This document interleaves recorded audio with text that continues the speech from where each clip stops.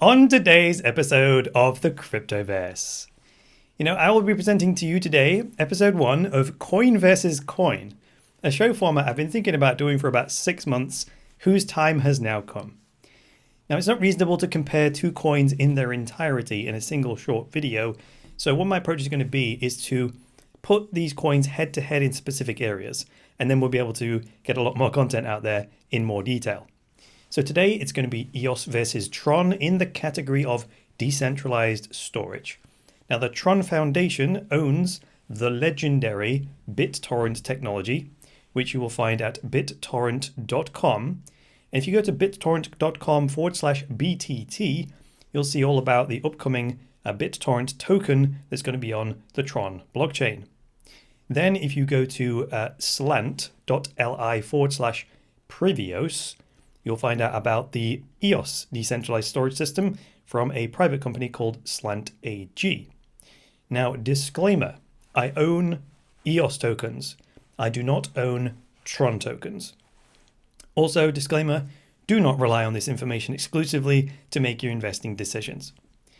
And if you appreciate my commentary on Bitcoin, cryptocurrencies, and blockchains, if you find it valuable, and if you want it to continue, then please help out the show by going to the website, thecryptoverse.show. If you click on the blue button that says support the show, you can go over to Patreon and become a patron, get yourself a bunch of bonuses, or you can sign up to my online school, which is cryptoasset.school, and that gets you access to all my online courses. That's largely how this is possible, the Cryptoverse. My online school students subsidize the production of this content. So either way, I appreciate the support. For now, though, let's get into this episode of Coin versus Coin. So EOS versus TRON, is that a fair comparison? Well, I would say yes, because they both use a delegated proof of stake model where you have token holders who vote for like supernodes or block producers, and they then produce the blocks rather than mining. They're both blockchain-based operating systems for decentralized applications. Now, EOS.io is open source software produced in, well, I would say the USA. Block One, the developers of the EOS.io software, they're sort of spread across the globe, but Blacksburg, Virginia is where the lead developer is. TRON is considered to be a Chinese project, but the TRON Foundation is actually based in San Francisco, so do with that information what you will. Note, though, that while EOS.io is a US-based system, we are specifically talking about Previos, which is the storage solutions being built on EOS, and that's Previos.li, and that's a Liechtenstein domain name in Europe. So just FYI. So decentralized storage then. What on earth are we talking about here? So blockchain technology, it's a trustless database system. So it's a decentralized database with a trustless consensus system. So you store data in a blockchain, just like you would store data in a database. It's not for storing files, much to what some people in the cryptocurrency space seem to believe and are building blockchain-based file storage solutions, which is completely losing the plot in my view. And that's really where I lost faith in Bitcoin Cash when it started to go away from being Bitcoin Cash and started to do things like storing files in the decentralized database known as the blockchain. I knew they'd lost the plot at that point. So if blockchain is the trustless database in a traditional system, then decentralized storage is like the trustless hard drive. So you store the data in the blockchain and you store the files, the big data files like videos or whatever, in a decentralized hard drive system, right? So that's just a quick setup to make sure we're all on the same page here. So let's begin with the TRON approach. So the TRON approach to decentralized storage is to use the torrent technology. Now, back in July of 2018, here's the original Medium post on the TRON Foundation Medium account. A letter to the TRON community saying they'd acquired BitTorrent. BitTorrent company / technology. BitTorrent is a specific implementation of the torrent file sharing system, which breaks a file into zillions of pieces and distributes them across the network of people who want to seed those files, it's called technically. And then if I want to download that file, I can just connect to 8 different people, 10 different people, and a tenth of the burden on each one, and they all feed me the file super quick, rather than a central server having to feed me that file. So it's a mature technology. It actually it evolved to win the file censorship wars or the file sharing wars.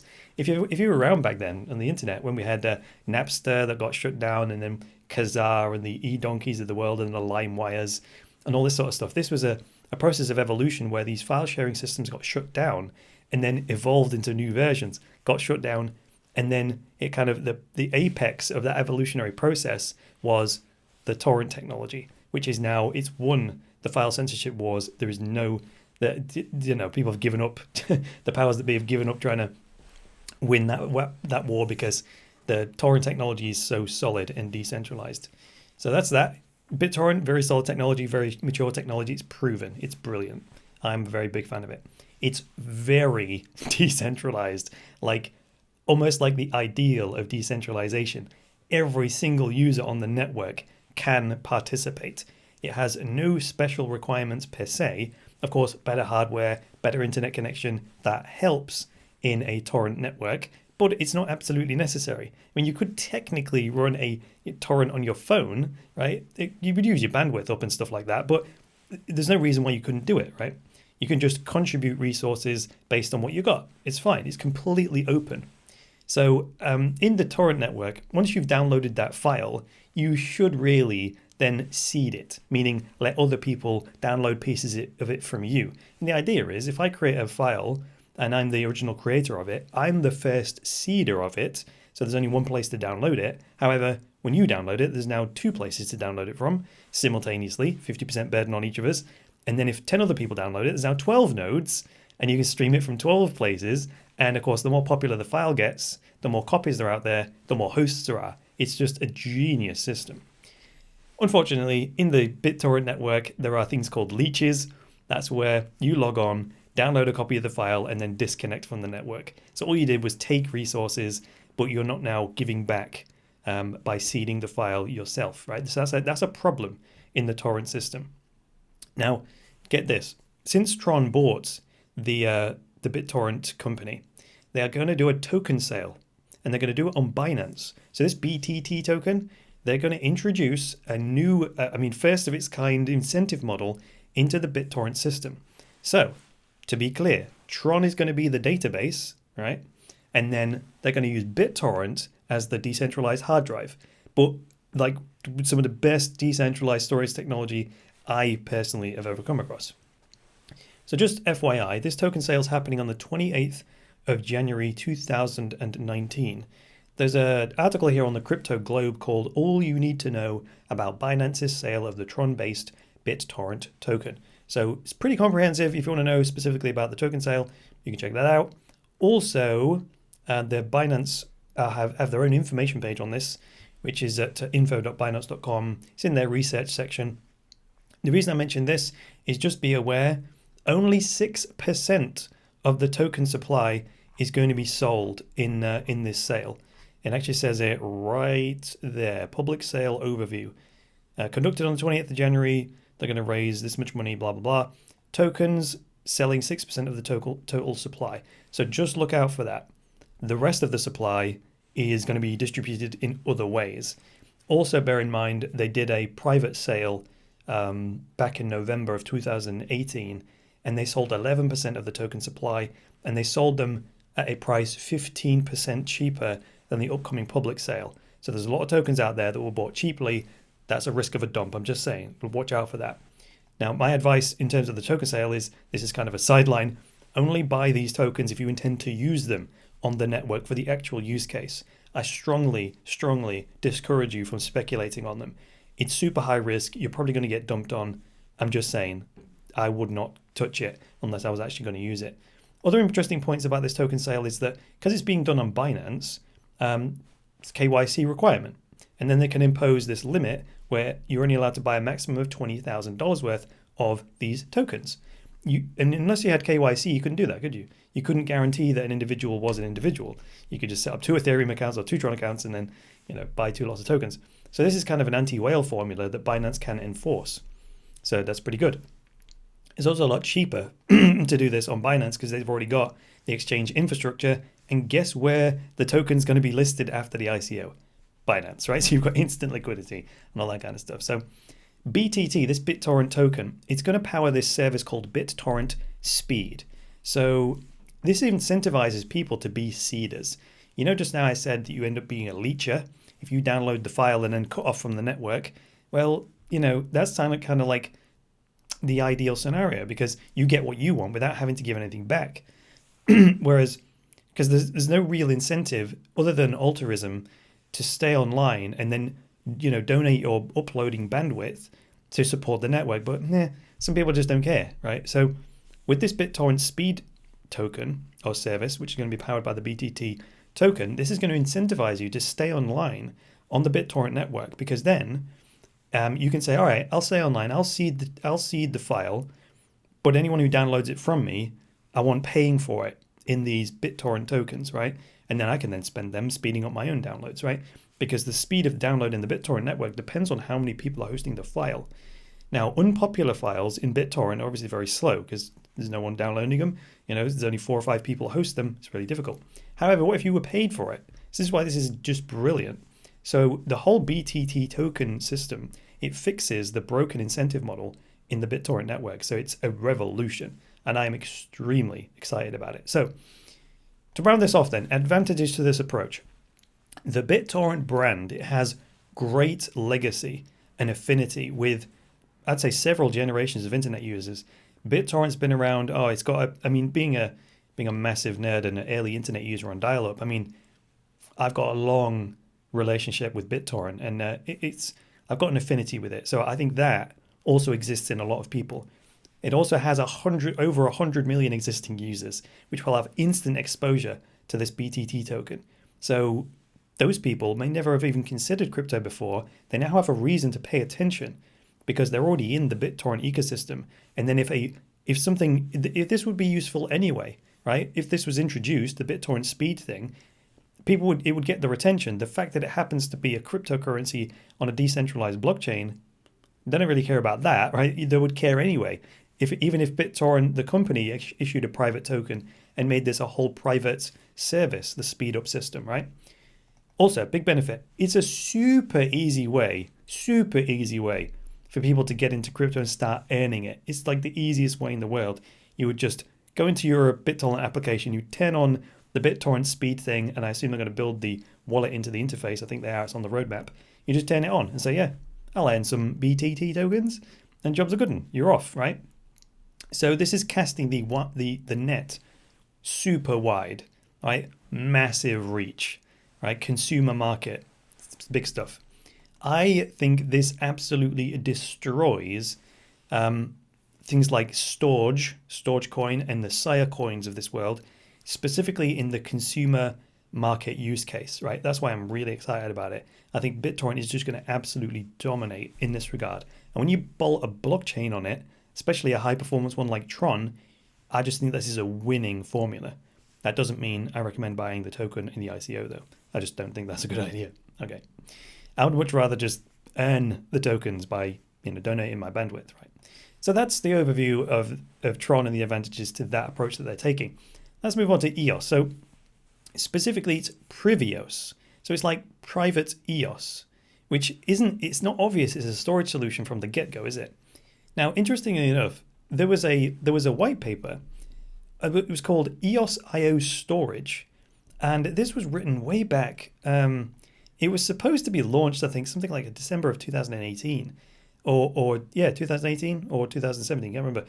But this is the blog post from Block One, where they wrote about EOS IO storage, and this model using IPFS and the block producers to form this private sort of decentralized storage network. This is the model that Previos are putting into action, sort of, right? It's still based on this model. It's pretty close to it anyway. So that paper was originally written by Block One about EOS storage, and it was a conceptual idea. It just never materialized from Block One. Well, now this company, it's from Liechtenstein, big pardon, Slant AG, they're called. They are taking this and running with it, and it's called Previos. So with a name like that, it's private data storage, and instead of using torrent technology, they're going to use IPFS technology, a much newer technology IPFS is the Interplanetary File System. It's developed by the same company who founded Filecoin. Interestingly enough, Filecoin was brought about to incentivize people to run IPFS nodes in the same way that people are going to run BTT tokens. However, Filecoin doesn't figure into this at all. The Previos token is going to be the incentive model. So this is going to compete with Filecoin. But of course, IPFS is open source technology, so they can just use it. The difference between hosting something on an IPFS network and on torrent is that IPFS is encrypted file storage by nature. So that's what makes it private storage. So things like GDPR, the European data regulations, or similar use cases where you absolutely need encrypted file storage and to guarantee privacy, you're going to use this. If you had the choice between the BitTorrent model, decentralized on Tron, and the Previos model, you're going to have to go with Previos because it's privacy built in, okay? Now, the way this works is that if you host the file, say, split across 30 block producers, they'll all have a copy of it encrypted, so the hosts can't get hold of the file. But to decrypt it, it uses a 20 of 30 multi-sig wallet.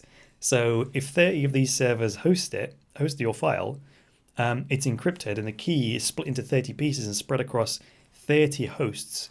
20 out of 30 of them have to bring their keys together to decrypt the file, okay? So no one of these 30 can snoop on the file. You need 20 of them to sign a transaction. 20 keys have to come together out of 30 to sign the transaction to decrypt the file, okay? And that's how they're going to protect these files. And you can put it behind a paywall, right? So check this out. Slant have this video on their YouTube channel where they do a demo of this, right? So this is a very basic model of how the key splitting system is going to work. It's going to use Schmier secret splitting, which is a methodology for multi-sig key splitting. And in this example, the guy just walks through splitting into 5 pieces across 5 nodes. But in the real world, it's going to be 30 nodes, and it's going to be a 20 of 30 multi-sig. So watch that video. You can see how that works. One of the benefits of this approach is that you will have a guaranteed service level. So all data will be treated equally no matter what, because the hosts are getting paid to host that information. Right? I'll just pay them to host my information, and I can also then monetize it. So the difference here is, that I would have an episode of the Cryptoverse, I would upload it to Previos, and then I would say it's 1 EOS to unlock it and download it. So you'd pay your 1 EOS, and then it would display the download button, and then you could just download it as many times as you wanted to. But until then, it's encrypted, and it would just be garbage, right? Final point on this. They're going to transition to a DAC, so a decentralized autonomous community. So instead of having Slant AG, the company in Liechtenstein, being the leader of the project, they're going to decentralize it so that the community owns the project rather than them. So that's going to be a transition going forward. It's pretty sweet. Right. The comparisons. So the big differences between the two that I see, there are 4 big ones. So Tron's approach with BitTorrent, it's more mass market. They're going for the mass market consumer. The Previos approach is more privacy focused, and it's more suitable to business for obvious reasons, right? Number 2, the Tron core developers are leading their project versus, in the case of Previos, it's a private company that are leading the Previos project, not Block 1, the core developers of EOS. So it would be exactly the same. If Tron Foundation were developing the BitTorrent system, that would be the same as Block 1 producing a decentralized storage solution. It's not working that way, though. Block 1 provided sort of the white paper outline of the idea, and then a private company in Liechtenstein, I have a problem saying that, Liechtenstein, is running with it as a project called Previos. Number 3, the EOS approach, it has a high cost of entry, or a higher cost of entry. You need bigger, more powerful hardware to do this, because you're gonna need, as the file storage gets bigger, it's going to be like the 30 nodes that have to host all these files. The average users just can't do that. So the average user just can't earn these Previos tokens. It's more enterprise grade level, just like an EOS or a Tron block producer. Number 4, Previos encrypted data versus BitTorrent unencrypted data. So the unencrypted data thing, it's more of an open network to encourage people to share the files. In Previos, you don't want people sharing the files because it's supposed to be private access only storage. And it has to be that way if it's going to fulfill these use cases of data privacy, GDPR, and, medical data and all this sort of stuff, right? So in conclusion, here are my final points here. This may be my bias towards EOS, so please bear that in mind. Remember, I own EOS tokens. I do not own any TRON tokens. So in conclusion, I have 5 points to make. Number 1, I can't help but think that a private storage solution can serve both private and non-private use cases. If it's private by default, right, then it serves the private use case, and it can always serve the people that don't need privacy but have it. So they can serve both markets. Whereas the Tron thing can't really do that. It's open, so it can't serve a private use case. So number 2 is, while a public solution can't serve a private use case, it can serve the public use case. So Previos can serve both markets. The TRON BitTorrent one can't, in my view. So point number 3 is that Previos is going for a closed system that protects files from being accessed so it can be monetized. That's the whole idea, right? But they can also serve content creators and artists, which is the primary focus and the language that they use talking about the benefits of BitTorrent. However, point 4 is that Tron is going for an open system, which will give them much greater reach, and they're going with a freemium model. So remember that the BitTorrent network is still going to work the way it always has. You can still just rely on people voluntarily seeding the files, and popular files will just be naturally quicker to download because tons of people will be hosting them. And in that regard, you won't need this service called BitTorrent Speed, which is the one with the token incentive model. But in any case, you can with the BitTorrent Speed feature, you can pay for faster downloads and higher availability, especially if I'm the creator of the file and I know that I've got niche content. Well, I can put it on BitTorrent Speed and then incentivize people to seed my file, and that will artificially boost the availability of the file, which wouldn't be there left to its own devices in the free market. So hence the name BitTorrent Speed. So that's a big plus. The fact that it's a freemium model, there's going to be tons, 100 million users using BitTorrent, maybe more now if this comes along. And then optionally, you can turn on the BitTorrent Speed thing for those edge cases that don't work in a free market model, right? Or in a volunteer model, I should say. And point 5 is, I think Previos has the edge in terms of like the model. However, Tron has instant access to this 100 million existing BitTorrent users. And I think that is absolutely priceless.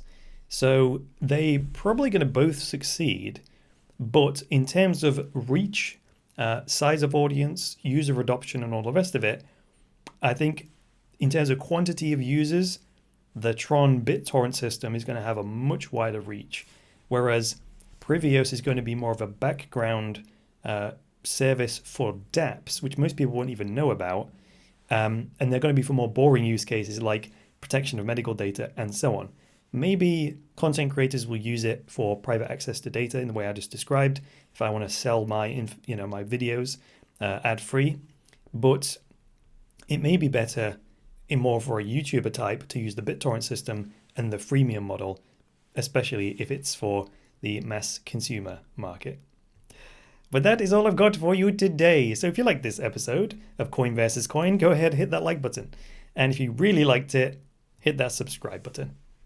And if you want this sort of content to continue, then please support it by heading on over to the website, thecryptoverse.show. Click on the blue button to support the show by becoming a patron, or become a student of Cryptoversity, which is my online school.